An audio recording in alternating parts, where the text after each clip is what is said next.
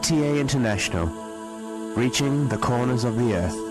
मुस्लिम television Ahmadiyya international की ये नशरियात आपकी खिदमत में लंदन से पेश की जा रही हैं। इस वक्त हम सैयदना हज़रत अमीरुल मोमिनीन खलीफतुल मसीह राबे अय्यदहुल्लाहु तआला बिनसरिल अज़ीज़ का एक तारीखी खुतबा जुमा आपकी खिदमत में पेश कर रहे हैं। हबीबना सल्ले अला मुहम्मदिन सल्ले अला हबीबना सल्ले अला मुहम्मदिन सल्ले अला रसूलना सल्ले अला मुहम्मदिन सल्ले अला रसूलना सल्ले अला मुहम्मदिन सल्ले अला मुहम्मदिन सल्ले अला मुहम्मदिन।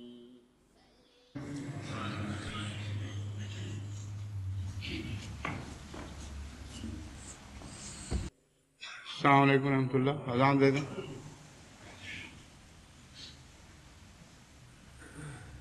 अल्लाहु अकबर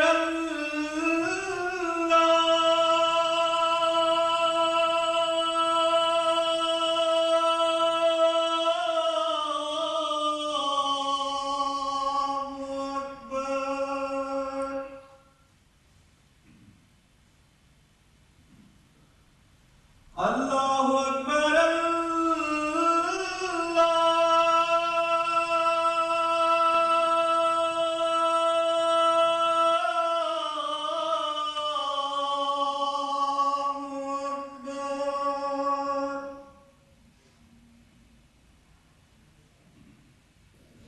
अशहदु अल्ला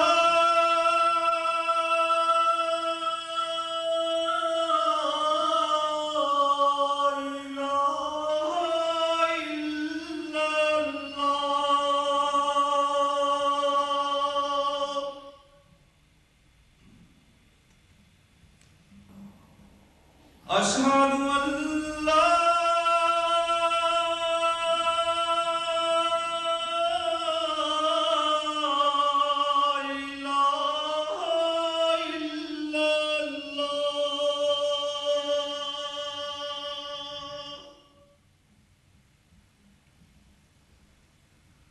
अशहदु अन्ना मुहम्मदर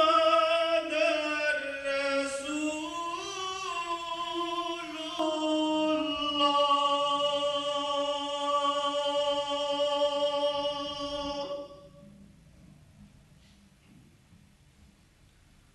अशहदु अन्ना मुहम्मदर रसूलुल्लाह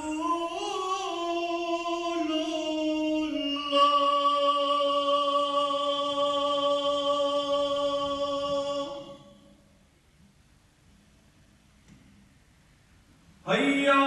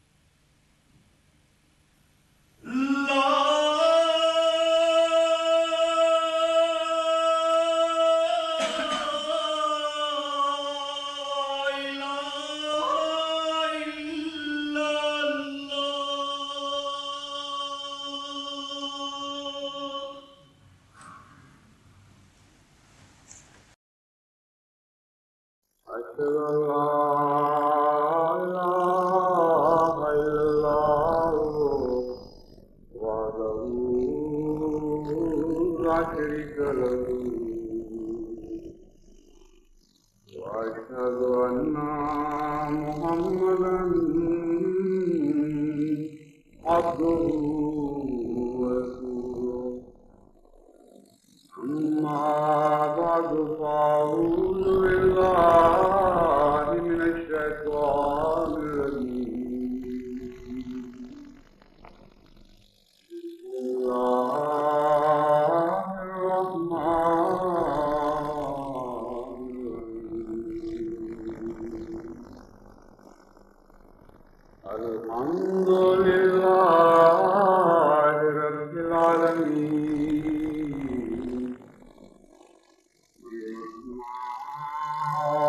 الرحمن الرحيم مالك يوم الدين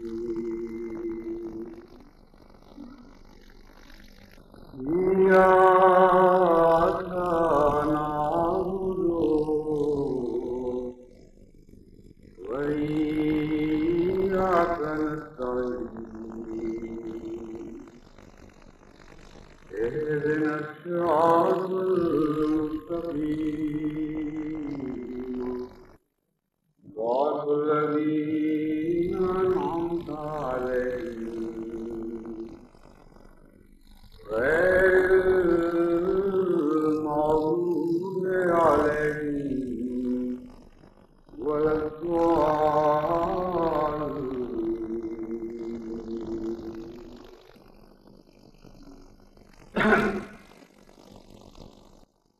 This is going to be my last Juma, which we are going to stay together this during this visit.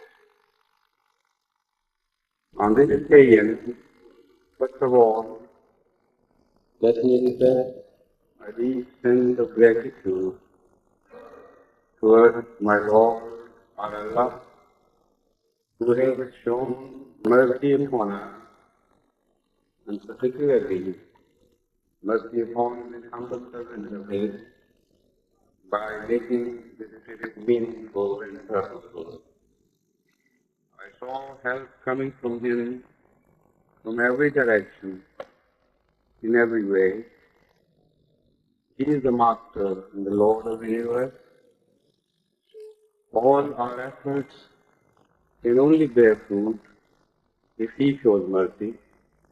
He is very kind to us, and we hope that inshallah He will continue to be kind and merciful, forbearing and forgiving. After this, I express my gratitude to the England Jamaat for their kindness and hospitality, and very generous hospitality for that, which is showed to me and to my companions, and also to all the rest of the visitors who came from all over the world. Everybody I know has gone back very happy. So shall we, and will be carrying sweet memories of the visit, which will inshallah keep turning into prayers, and I hope Allah will listen to those humble prayers of ours. Now I have to say a few odd things. I have jotted down a few diverse points to speak on today. First of all, I want to say a few words about devotees of life who are serving here in various capacities. Those people who have offered their lives for the sake of Allah, they deserve special respect from the community and special help. They cannot become successful in the pursuance of their goal unless the entire community, entire Jamaat, puts in their efforts towards the achievement of that goal and help them. Not only this, they should be shown special respect and kindness. I have noted with regret and with pain that in some places, some people have not been kind to their missionaries. They have been very critical of their work and so loudly critical and censuring that their sharp tongues cut deep into their hearts. And they felt the pain of it, although they didn't mention it in any way. Different people are made differently. They have different educational backgrounds. If somebody is not capable of addressing you in first-class English, it's not his fault. Maybe it's the fault of the system which brought him up. Maybe it's the fault of the schooling he has had. But there are so many factors involved that it's not for me to analyze them all here. But one thing I know, that someone with whatever he has, if he has offered his life for the sake of Allah, he should be treated respectfully and kindly. And cooperation should be extended to him in all departments. Sometimes I know, not here, but it may happen everywhere in the world, that some people show kindness to a missionary and then they think that by doing so, they have turned him into a personal slave. Now, this is the common tragedy we find in the rest of the Islamic world vis-a-vis the mullah, which you find in the mosque, serving in the mosque, in the villages, particularly in the Punjab. There, the mullah is supposed to be a personal servant of all the big landlords of that community, because he is being fed by them. In what manner of feeding, there is no point to discuss it. But because he is ultimately kept alive at their arms, he is mistreated, he is insulted in everyday life. The only hold he has over such a society is by way of creating hatred. Whenever he speaks of hatred for others, people follow him. Whenever he speaks of goodness and sacrifices for the sake of goodness, people desert him. That is the only relationship left now. We must not make it happen to our community. We have to go a very, very long way towards the final achievement of our goal. And the kind of missionary which has been created with the grace of Allah through Hazrat Masih IV's direction is a very different type from the one you see. Many among them are those who devoted their lives after studying to the best of their capability, and they were left with two choices. Either they could pursue the worldly goal or offer their services for the sake of Allah. The same people, I know some of them, if they had pursued the world instead of joining Allah's forces, would have earned much more than those who think they are financially superior to them, so they can mistreat them. They could earn much more money, and they could have highly respectable places. They could live even better than many of the non-devotees can live. Yet they don't mind it, because they know their reward is with Allah. As far as they are concerned, I'm not bothered about them. I'm bothered about those who mistreat them, because they will fall under the wrath of Allah, because Allah does not like His people to be mistreated, those who have offered sacrifices for his sake. So be mindful of that. If you have shown some kindness to the missionaries, still it is for them to accept it or reject it. If they accept it, they are showing a good turn to you by accepting your kindness. They do not become your slaves if you have shown mercy towards them. Secondly, do not judge Ahmadis harshly if they live decently. Now this is a very strange thing, but this is also true, that some people somehow become so strict and narrow-minded in their approach to life that if an Ahmadi is living a normal, decent life, they become precious, they become extremely stingy in their remarks about such a person. They feel that he is living a luxurious life. They don't know the essence of what luxurious life is according to Islam, what is wrong in Islam and what is right in Islam. To enjoy the best things in life, provided that you remain within the four walls of prohibitions by Allah, is not at all forbidden, and provided that when asked for financial sacrifices, you remain in the forefront of those who sacrifice their earnings for the sake of Allah. After that, what is left to you is completely your own choice how to spend it. If you live decently and nicely, it is not at all forbidden for you to live a decent life. What is forbidden has been made manifestly clear in the Holy Quran. So after that, nobody has a right to declare something forbidden which is not forbidden by the Holy Quran. This is what has been mentioned in this verse.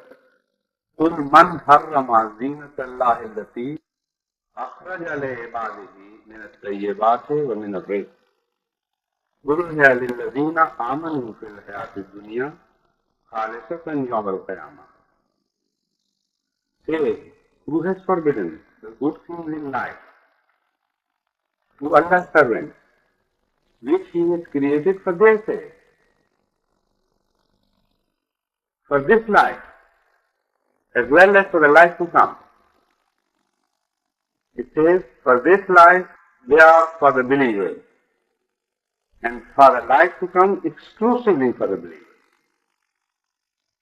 So Allah has created out of His love good things of life to be used, not to be abandoned by His people, by His true servants.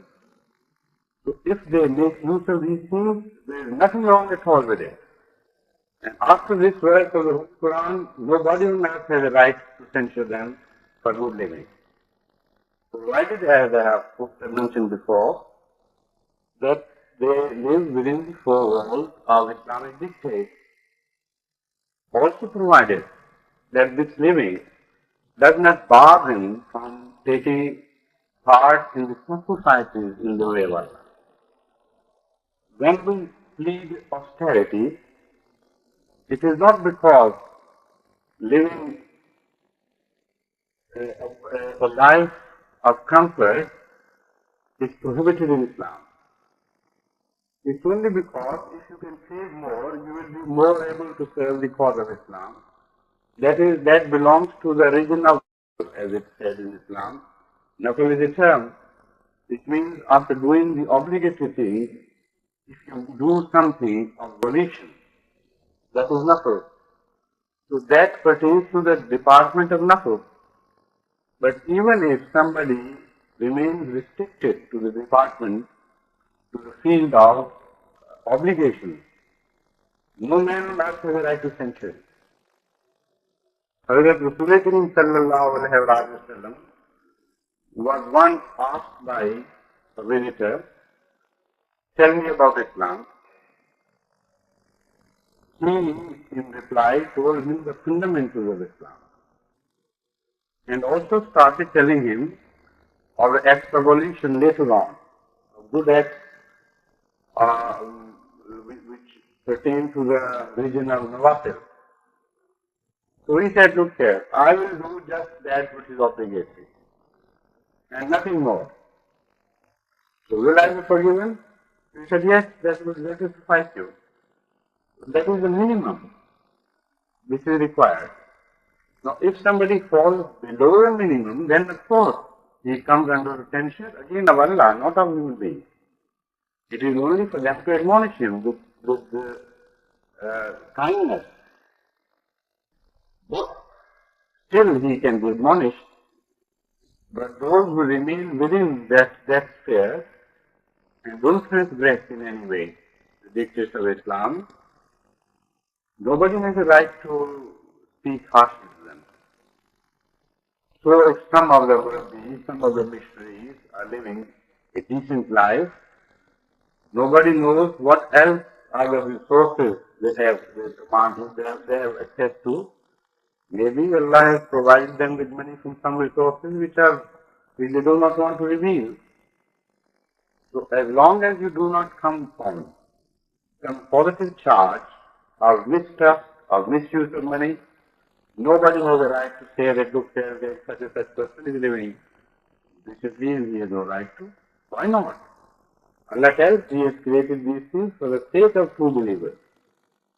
Here they are shared by the rest, but in the hereafter they will be exclusively for the believers.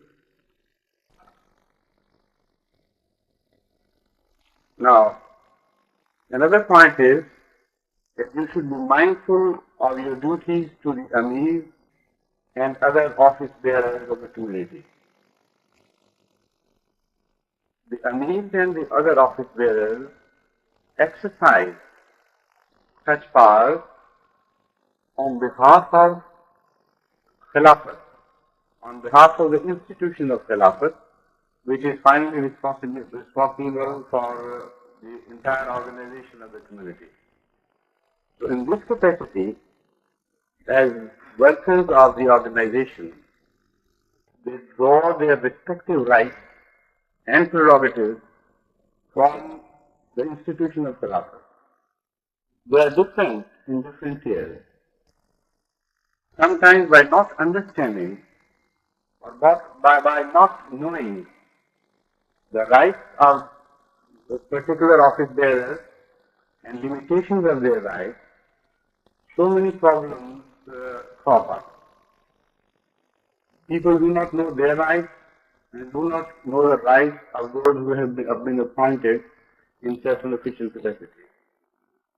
So this is a very important thing that the Jamaat of England must make it known to every Ahmadi. What are the limitations of these office bearers, and what are their rights and obligations, and what are the limitations of those on whom they are appointed as Amir, or as presidents, or in whatever capacity they are appointed. If you know clearly your rights and your limitations, then there is very little chance of somebody creating misunderstanding and showing those seeds of discord. Mostly it is in ignorance that these things spread. Darkness and ignorance are one and the same thing. Knowledge is light.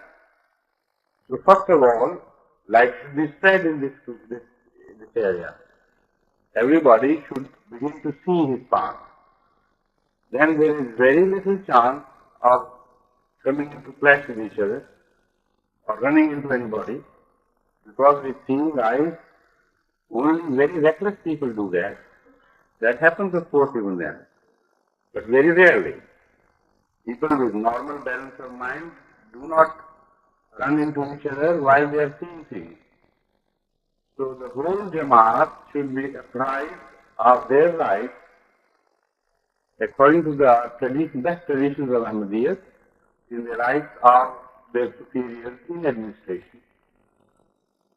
Superiors in administration, I repeat, because those who have not been involved in administration, they could be much more superior to those who are involved in administration in the eyes of Allah.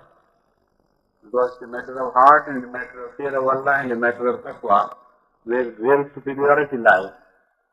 So only in this context I am saying who are superior to those or placed higher to those in the ladder of administration.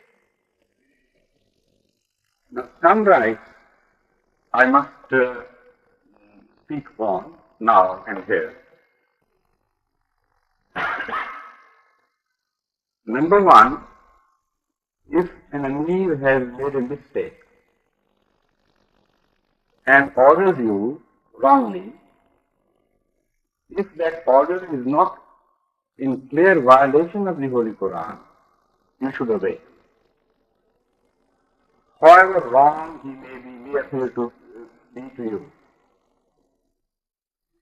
As I have made it very clear, if it is not in clear violation of the Holy Quran, you must obey him.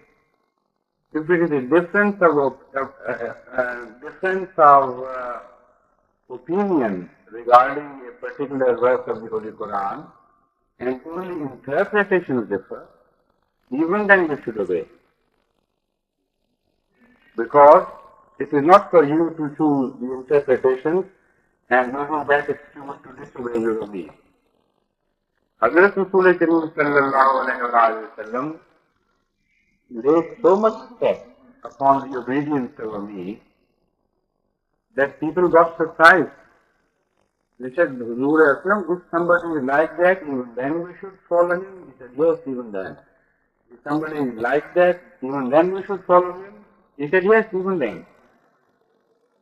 At last, Huzur sallallahu alayhi wa sallam retorted by saying that even if a black slave is appointed Amir over you,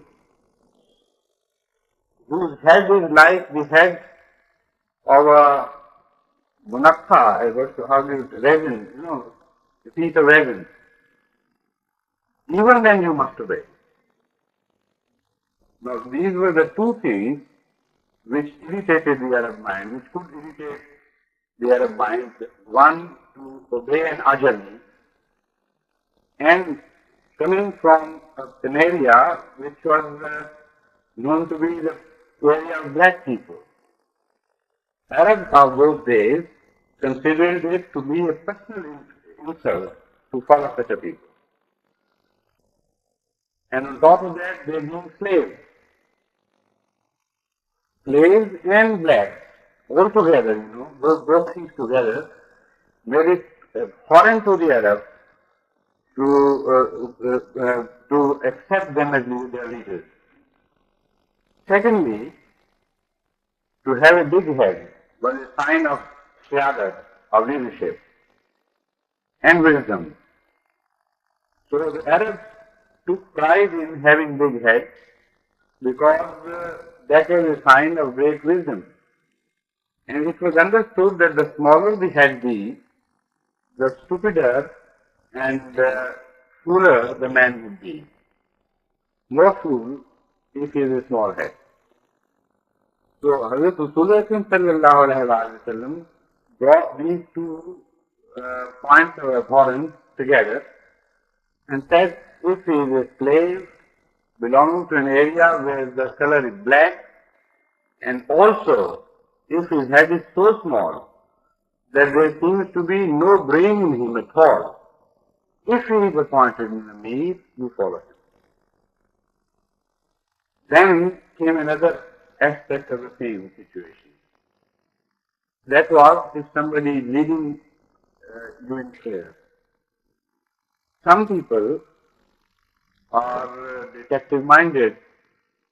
They sniff things and they think that they perhaps got information on one's personal life much more than the rest of the community does.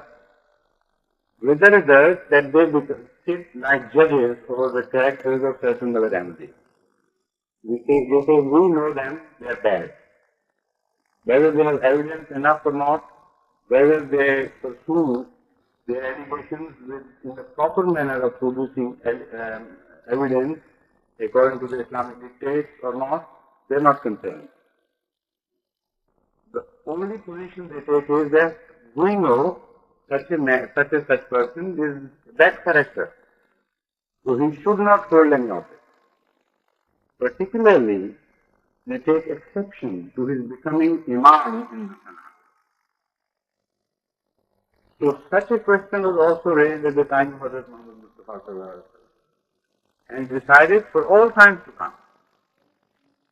The question was that if somebody is badkar, somebody is a vicious person, a wild person, and he is bad, thoroughly bad in character, if he is appointed as Imam al-Salah, you know how abhorrent it may appear to some that such a person to be at antipodes with the righteousness, to be made the leader of those who are righteous people and standing in prayer, in congregation prayer before Allah. So they said, if such a person is made Imam Salat, what should the followers do? Rasul sallallahu alayhi wa sallam told them that they should follow him. It is Allah who is to accept the prayer. He will be answerable for his deed and you will be answerable for your deed. If you follow such a man, because you follow the organization and discipline, Allah will accept your prayer because it's not the Imam who is going to accept this prayer, it is Allah. What a beautiful teaching. How beautiful and peaceful it is. This is why the name is Islam. It means peace. It spreads peace, it breeds peace, it dictates peace. No disorder is acceptable in Islam. So, in this spirit of Rasul sallallahu alayhi wa sallam's teaching, you should follow the Amirs and all other office bearers, regardless of whether you consider them to be inferior in taqwa or in righteousness. That is not for you to brag in this world, it is for Allah to decide after the death. Now I come to the responsibilities. Our Amirs, they have their obligations. The office bearers have their obligations too. They must be kindly towards the people on whom they have been appointed. Not to rule, I can say, I can't use that word, but to run in the administration. They follow him, the Amir, only for the sake of Allah. Not in his personal perspective. And to make it more particular, of course, ultimate end is to please Allah and nothing else. But to make particular, they follow the Amir because he has been appointed by Khalifatul Masih, for no other reason. They follow the entire system of organization because that system has been approved by Khalifatul Masih. They have not accepted that, or they have not taken oath of allegiance to every enemy. They have only taken oath of allegiance at the hands of Khalifatul Masih. So everything gets concentrated in his hand, and then from it emanates in all directions. And as long as it is coming from him, Ahmadis follow it because it is an article of their faith that he is appointed by Allah. So as I have said, ultimately their obedience is to Allah and not to a single person or a human being. So this is the entire system in a nutshell. So because they do it, because they have got delegated powers from Khalifatul Masih, they must not misuse their delegated powers. I should abhor to appoint an Amir who is unkind to Ahmadis. Because Khilafat has a direct relationship with all Ahmadis. They are made to obey not because they are made to feel inferior, but only to keep order. For nothing, no other reason at all. But order does not mean harshness and unkindness. I should not feel safe myself in the hands of any Amir who does not behave like I should love to behave towards other Ahmadis.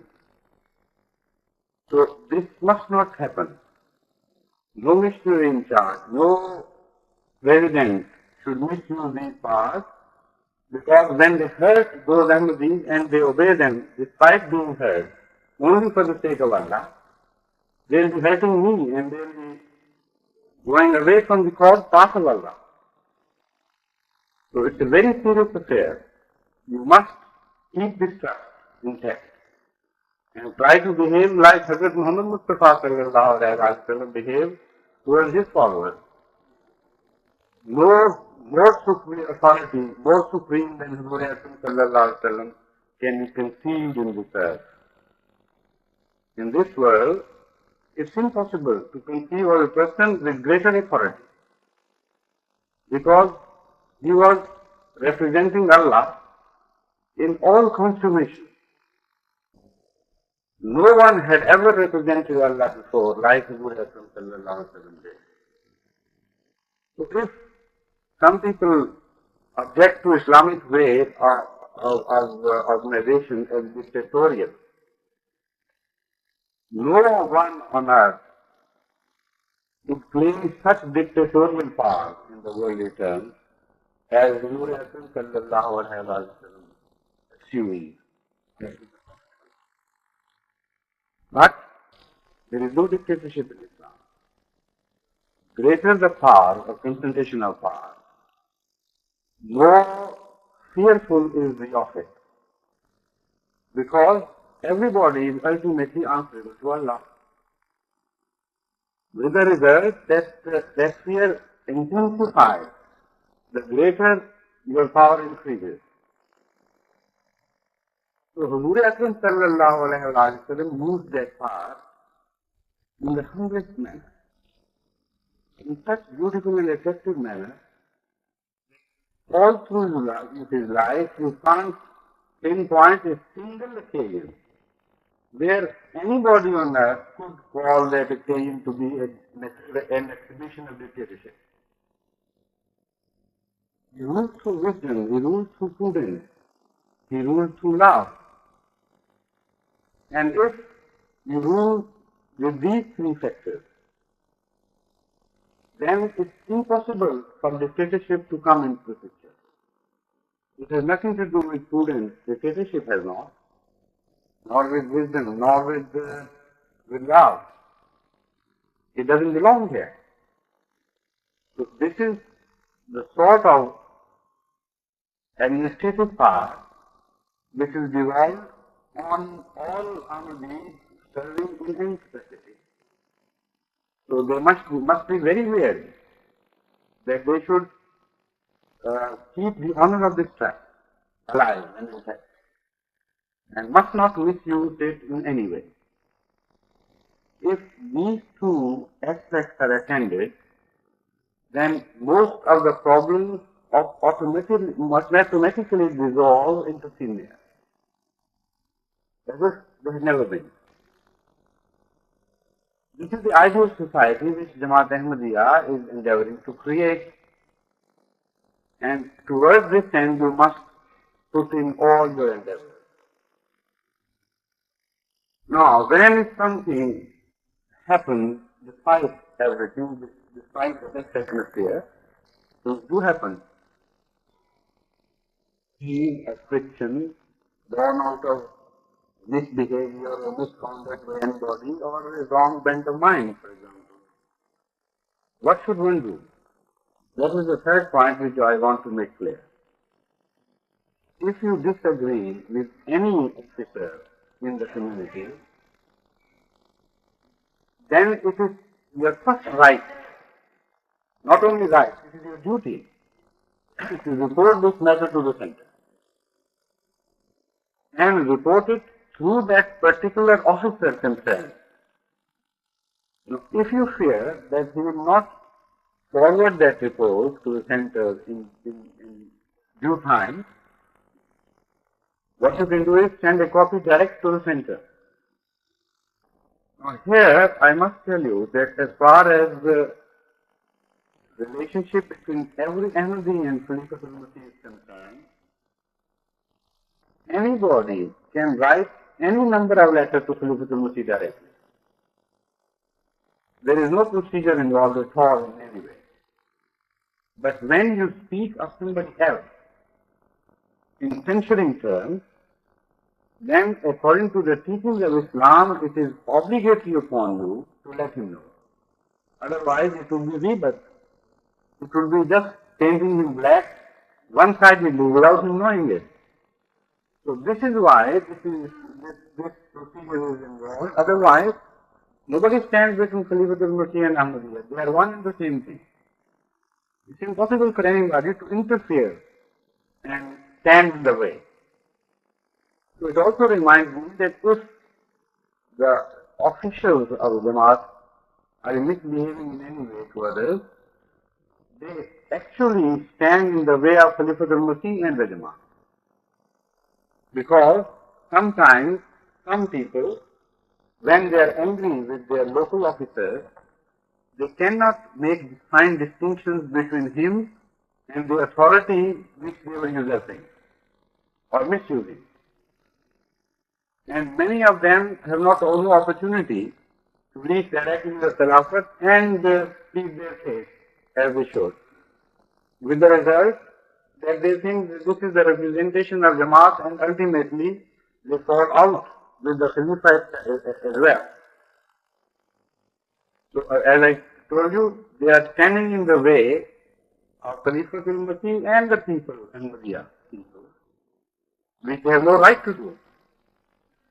So the answer to this problem, if it occurs, is this, that you write direct to Khalifatul Masih or to the office concerned.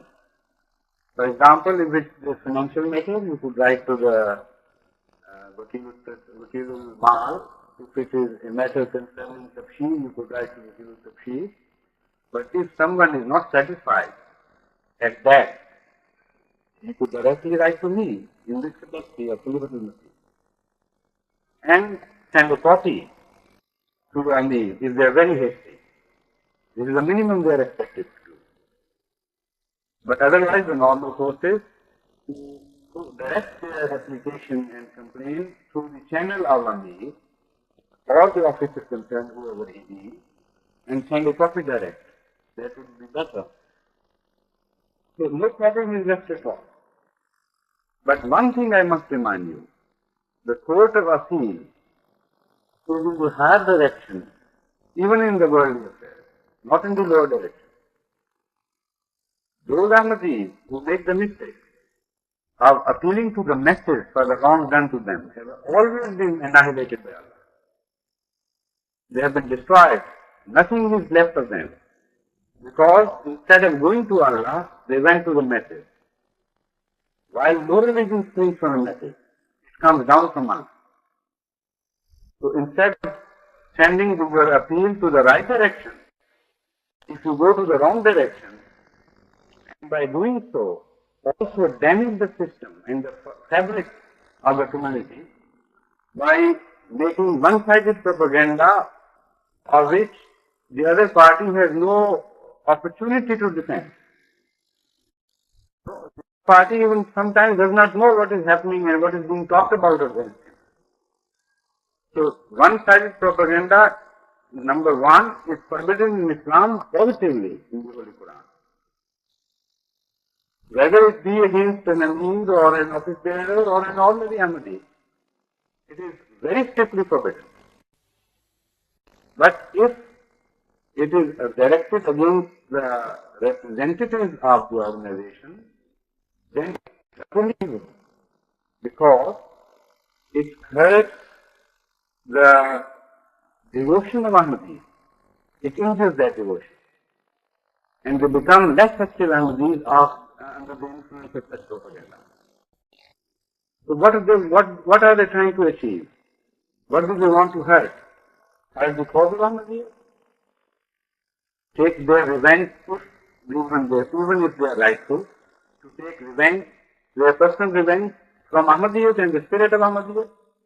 This will not do. It has never been successful in the history of Ahmadiyya.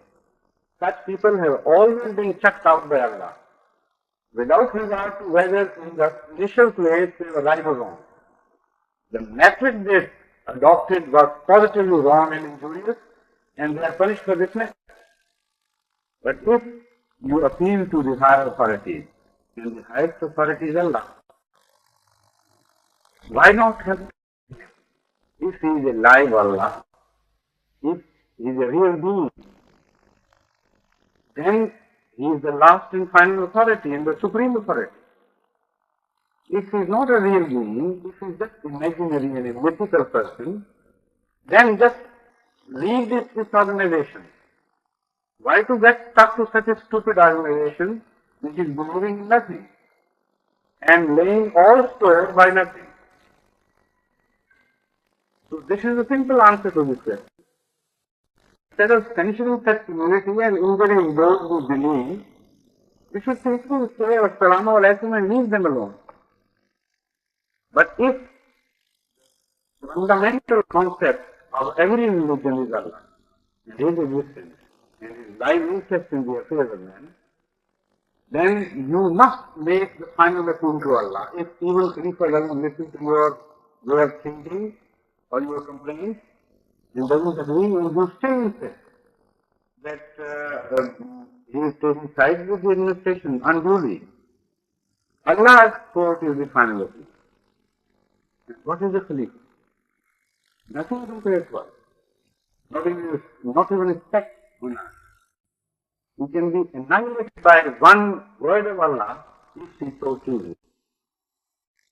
So, when you have access to the highest and the most powerful source, abandon that and to go down to the masses and start talking among them. It is not idolatry, pure and simple. What else is it? This is idolatry. This is the proof that you do not believe in the existence of Allah. You are only following some form and nothing else. So be mindful of this behavior. If you behave correctly in this sense, Allah will show mercy upon you. You will create the most ideal society, which will be flourishing, and which will be expanding, which will be going far in every direction. And nobody would be able to suppress such a society.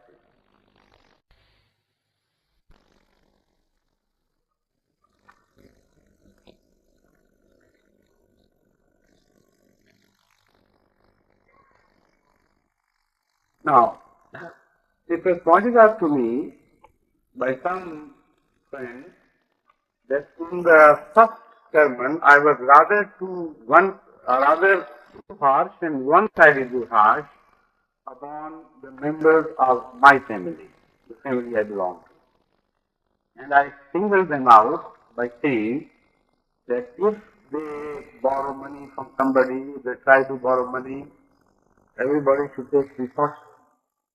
And I pointed out to them that it is a grave responsibility to behave cleanly and above board in financial matters. Otherwise, it is Hazrat Masih Maudu's name and honor which is sometimes defiled by those who are hurt. I said did it, not because I was not aware of other people doing it, but because the source of it. Islam doesn't just say that charity begins at home. It tells you that it should begin. This is why Hazrat Muhammad Mustafa sallallahu alayhi wa sallam was told in the beginning of his office, Anzir ashirataka wal aqrabin. You give warning to your kin who are closest to you. I think the process of warning from his own family people. And then it was that he went to the top of a hill and addressed the whole rest of the matter. I was not unaware of these things. Only I was following the dictates of the Holy Quran and following the policy as laid down by the Holy Quran. As far as these financial discrepancies and which behavior is concerned, I lay great importance to such things. Because a society without adl cannot flourish, cannot go on to the next higher stages. It's impossible. It will remain in a state of decay. and will never be able to prosper. So those small things which tilt the balance of Islamic culture and Islamic society in the favor of the worldly affairs, that society is unhealthy society. It is like a society, for example, if we give a report to illustrate the matter by quoting the example of a single person, I should say, a society like somebody who is suffering from high blood pressure or low blood pressure or too much urination, too highly sensitive and active kidneys, and so on and so forth. Any unhealthy person is incapable of achieving anything in life. If the health is bad in small respect, to that respect he is hindered from taking healthy pursuit of life. But if the injury is more ways than one, then sometimes these people become bedridden. So health is highly important before you can think of breaking the world record. And you are made for breaking world record. This is your position. This is your station in life. So no unhealthy symptoms should be tolerated, however small. Even the world athlete in 100 meters, if he is suffering from headache, can perhaps be beaten by a number 10. So create that health, restore that health in the Ahmad society, and then you will see, inshallah ta'ala, that you will be able to pursue your noble goals much faster and more actively and vigorously. For that, I have in mind to form a commission here. And already I am thinking of certain names. Inshallah, I will declare that before I leave.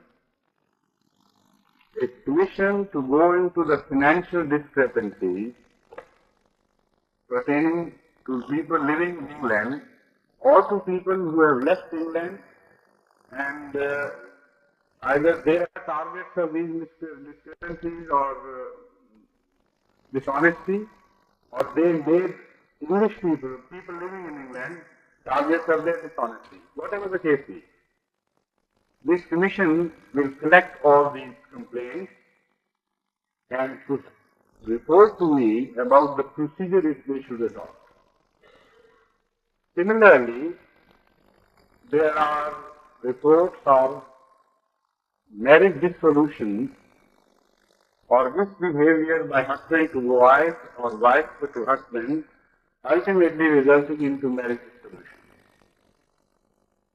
While we are preaching to this world, the Islamic way of family life is the best and has the best example to be followed, and we at the same time contradict our word by our actions, this is doing injustice to Islam.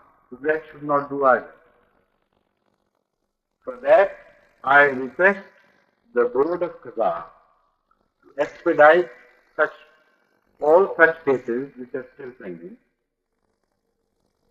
Now, once the Qaza has decided, execution must not linger behind. Because if you linger in execution of your decision, then you destroy the whole system of justice.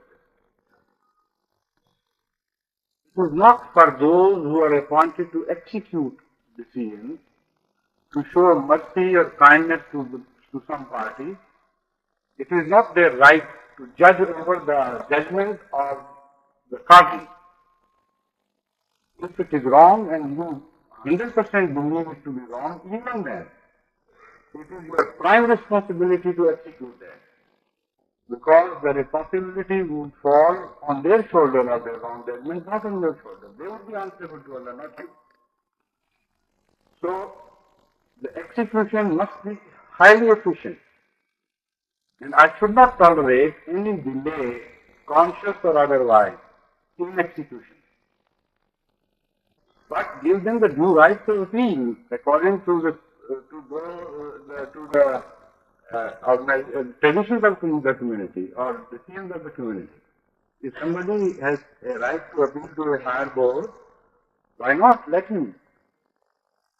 What I mean to say is that if an appeal is not lodged with the higher board, or if the higher board has ultimately decided against such a party, or if the higher board lies here in England and there is no such appeal against them, whatever the system be, I am not aware of that. But once it is decided, execution must not,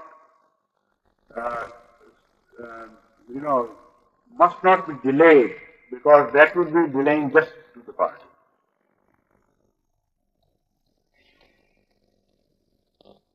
And in the end, as I take leave, I remind you to pray for me and for my journey back home. May Allah make it successful and guard over us, myself and all my companions.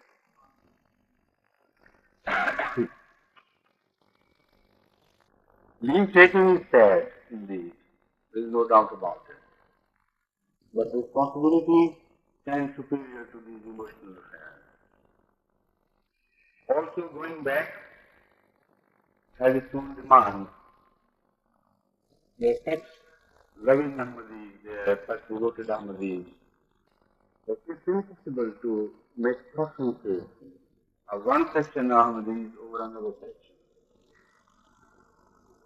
So it's a strange world in which we find today, not even today, I mean a strange world in which ever man has found himself, that leave-taking is also sad, but leave-taking also becomes a must.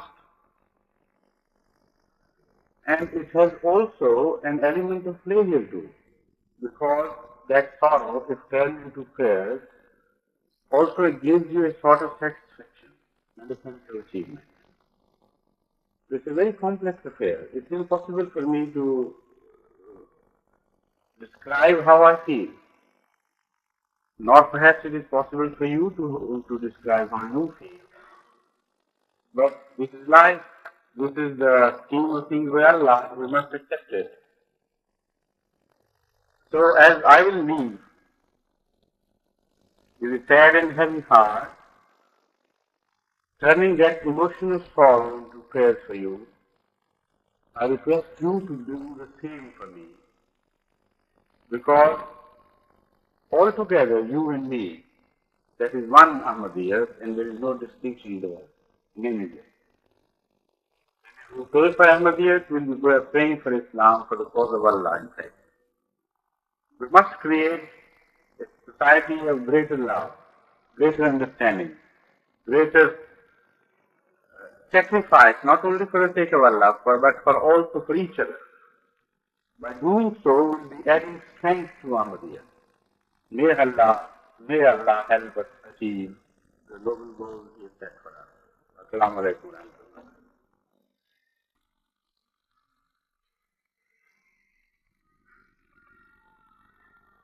Alhamdulillah, nahmaduhu wa nasta'inuhu wa nastaghfiruhu wa nu'minu bihi wa natawakkalu alayhi. ونعوذ بالله من شرور أنفسنا ومن سيئات أعمالنا ومن يهده الله فلا مضل له ومن يضلله فلا هادي له ونشهد أن لا إله إلا الله وحده لا شريك له ونشهد أن محمدا عبده ورسوله عباد الله رحمكم الله إن الله يأمر بالعدل والإحسان وإيتاء ذي القربى وينهى عن الفحشاء والمنكر والبغي يعظكم لعلكم تذكرون اذكروا الله يذكركم وادعوه يستجب لكم ولذكر الله أكبر